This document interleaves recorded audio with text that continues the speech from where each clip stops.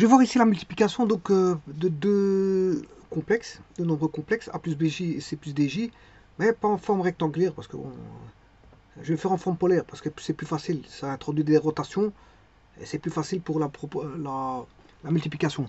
Donc le premier complexe c'est Z1, c'est ρ1, module ρ1 fois 6 phi 1, et le deuxième complexe c'est Z2, ρ2 fois 6 phi 2. Z1 fois Z2 c'est ρ1 6 phi 1 fois ρ2 6 phi 2, c'est ρ1 fois ρ2 fois 6 phi 1 fois 6 phi 2. On peut déjà remarquer que le module sera le produit des modules de chacun des nombres complexes. Alors, si je multiplie, bon, cos phi 1 plus j sinus phi 1 fois cos phi 2 plus j sinus phi 2 qui est 6 phi 1 fois 6 phi 2. Alors, je distribue cos phi 1 fois cos phi 2 plus j sinus phi 2 fois cos phi 1 plus j sinus phi 1 fois cos phi 2 plus j carré sin phi 1 sin phi 2.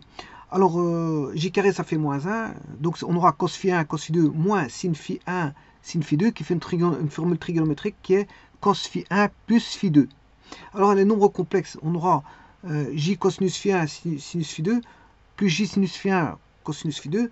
Ben, on aura j sinus phi 1 plus sinus phi 2. Vous reconnaissez cos phi 1 sin phi 2 plus sin phi 1 sin phi, cos phi 2 qui est une formule trigonométrique. Donc, au bout du compte, on aura ρ1 fois ρ2, 6 phi 1 plus phi 2. Et ça, qu'est-ce que c'est? Ben, je veux dire, la multiplication complexe n'est rien d'autre que une homothétie, parce que le module est égal au produit des modules, et la rotation, ben, on aura les arguments qui vont s'additionner. Donc, le module est le produit des modules, et l'argument est la somme des arguments. Donc, c'est une rotation avec une homothétie, ou une homothétie suivie d'une rotation, peu importe. Alors, ce qui va donner ceci, Z1 égale ρ1 cosinus phi 1, Z2 égale ρ2 cosinus phi 2. Le produit des modules, vous le voyez, il est là.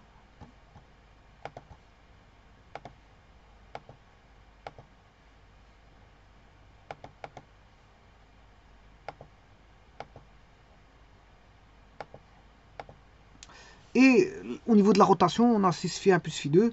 Voilà, les arguments s'additionnent. Et donc, soit on considère la donnée qui est Z1, on lui fait subir une transformation qui est une rotation. Donc, Z1 va subir la rotation de Z2. Donc, on aura une similitude, parce que c'est plus qu'une rotation, parce qu'on aura une multiplication des modules. Donc, on aura une homothétie. Donc, on a une homothétie avec une rotation ou une rotation avec une homothétie, c'est une similitude de centre O. Et si maintenant l'objet est Z1 et que l'opérateur de rotation c'est Z2, ben vous allez avoir une similitude de centre O et de module ρ2 et de rotation phi2. Maintenant, si Z2 est le vecteur à tourner et pour lequel vous avez un opérateur de rotation qui est Z1 qui vous donne un opérateur de similitude, je m'excuse, parce qu'en plus de la rotation, il fait une augmentation il fait une homothétie. Voilà. Donc le module va être démultiplié. Donc si Z2 est... enfin, si j'ai Z1 au départ, et que Z2 est l'opérateur de similitude, ben, on aura une similitude de centre O et de rayon, enfin, ou de rayon vecteur ρ2 ou de module ρ2 de rotation phi2. Maintenant, si Z2 est donné et que l'opérateur de similitude est Z1, ben, on va faire une similitude de centre O de rayon vecteur R1 ou ρ1, je m'excuse, ρ1 ou de module ρ1 de rotation phi1. Voilà. Alors, moi, je vais choisir le premier cas, c'est-à-dire que je prends un vecteur et je vais dire que le vecteur de rotation sera Z2. Mais la donnée, ce sera ça. Et l'opérateur de rotation, ce sera celui-là.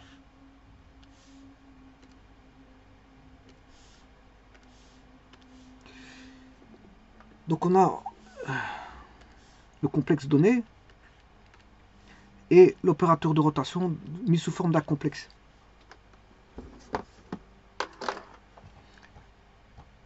Alors on va mettre les deux complexes A, B, C, D. Voilà. Alors on aura A plus BI, C plus DI, Alors là, on a des cadrans, ils sont, voilà. Soit ils peuvent être dans le premier, deuxième, troisième ou quatrième cadran. Je vais mettre l'origine au 0, 0. Le vecteur au Z1.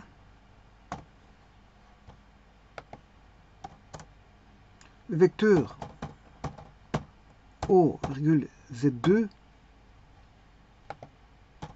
Alors, je rappelle que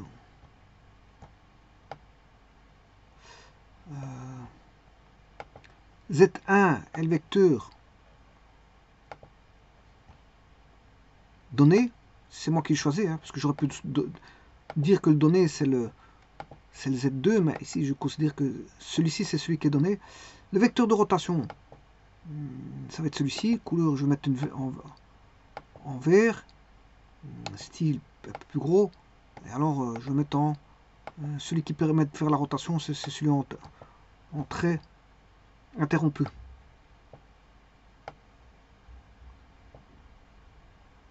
Ou discontinu. Trait discontinu ou interrompu.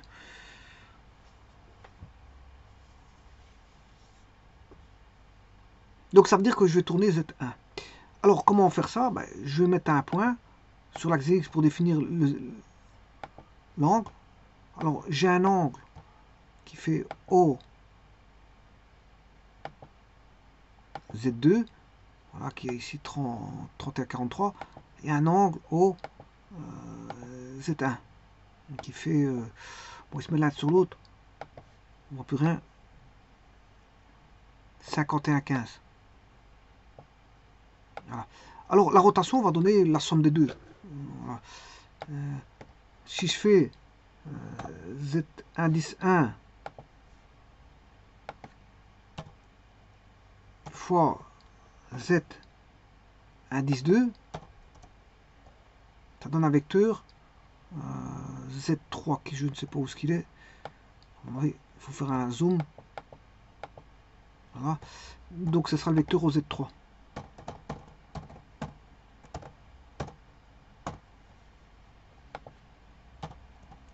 Voilà. Avec un angle qui est la somme des angles. Voilà.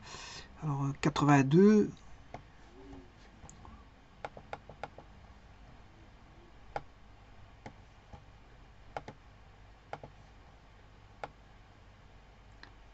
Qui est alpha plus bêta.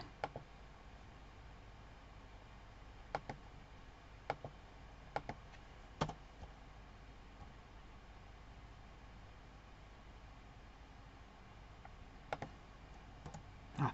80, et vous voyez que ça fait bien gamma. Donc, et peu importe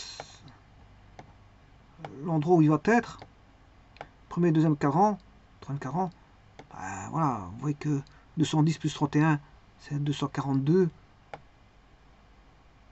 Là, 79 plus 210, voilà, 79, 210, 290, et ainsi de suite.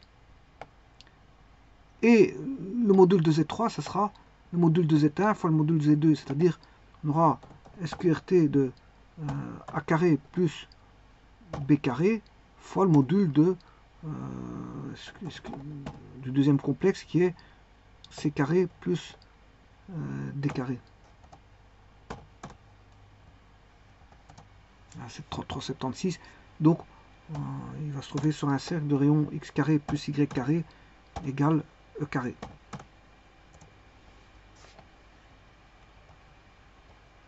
Alors il y a un cercle qui vaut bien sûr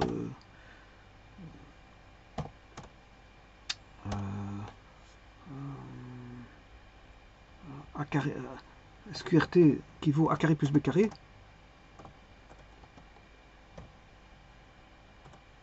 Voilà, et il y a un cercle qui vaut X carré plus Y carré est égal à C carré plus D carré. Voilà, ici vous avez tous les cercles et vous avez la transformation qui est la similitude.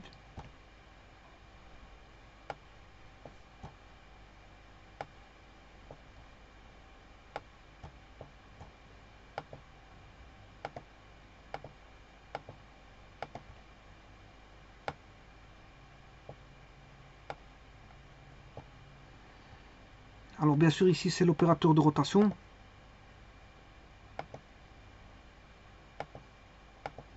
En complexe, qui est Z2.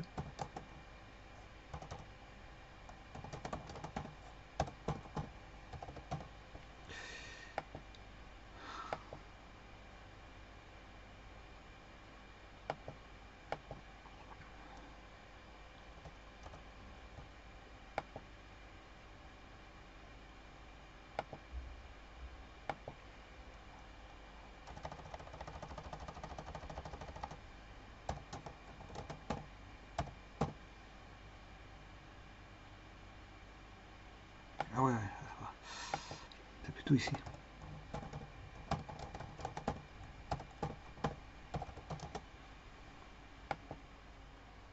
Voilà, et ça c'est le complexe donné.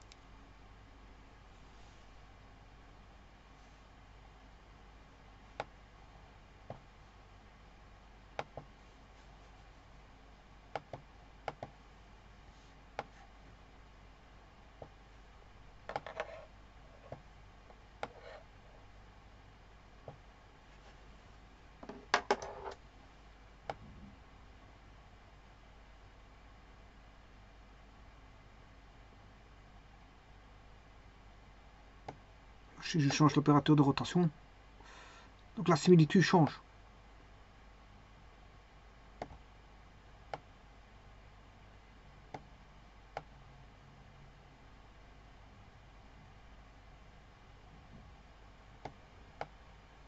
Donc il y a une rotation plus une homothétie.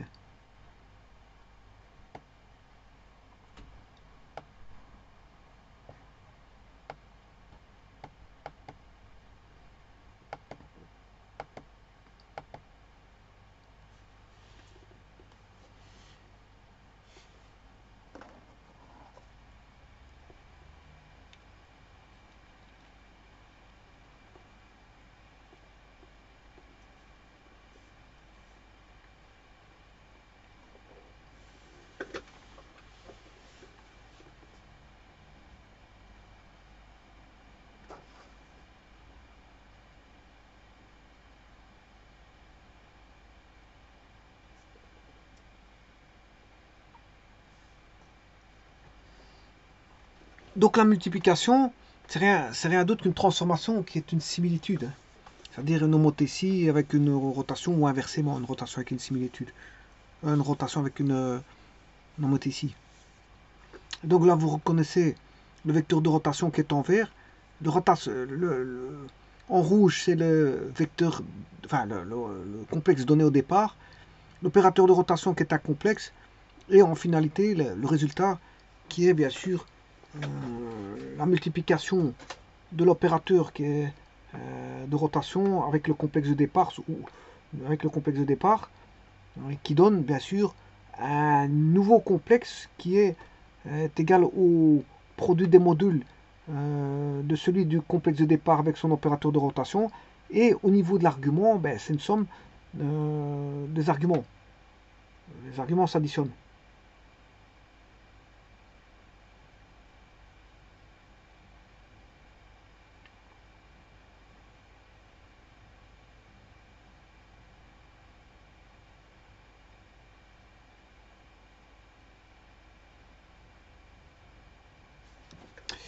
Je vous remercie.